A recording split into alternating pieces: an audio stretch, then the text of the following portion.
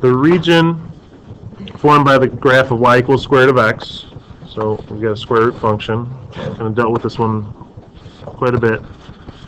Y equals 0, that's just the x-axis. X equals 1, and x equals 4. So we've actually had, I think, this graph before. Now we're looking at this region. And it asks us to revolve this around the y-axis. Actually, we did do this problem before. This is the one that we had to cut it into two parts. Remember where we had to break it up when we did it using washers? It didn't work very well. But now with shells, it makes a lot more sense. It's a lot easier to deal with. If we're going around the y-axis using shells, then our rectangle has to be vertical. Right? It has to be parallel to the axis of revolution. So we're going to have a dy cut. I'm sorry, dx cut.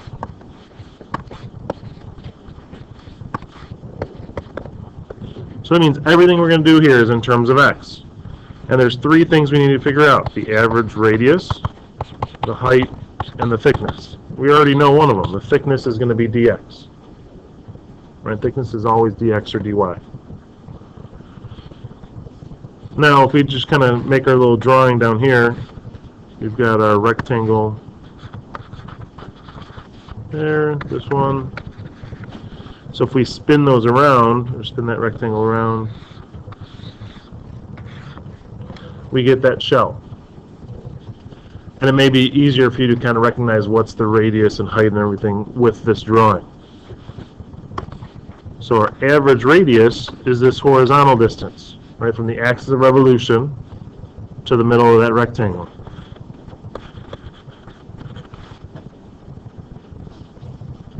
So that's an x value. It's horizontal distance. It's x value.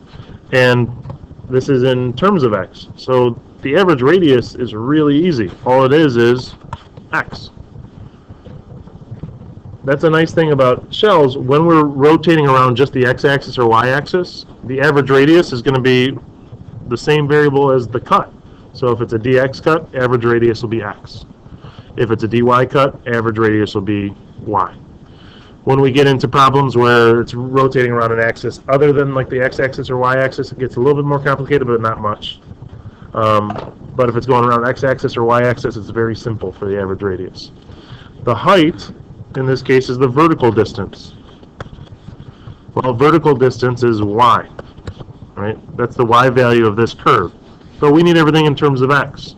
So we can write y in terms of x using that function, y equals square root of x. So square root of x is our height.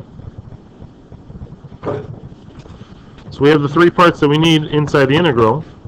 We'll figure out the a and b in a second.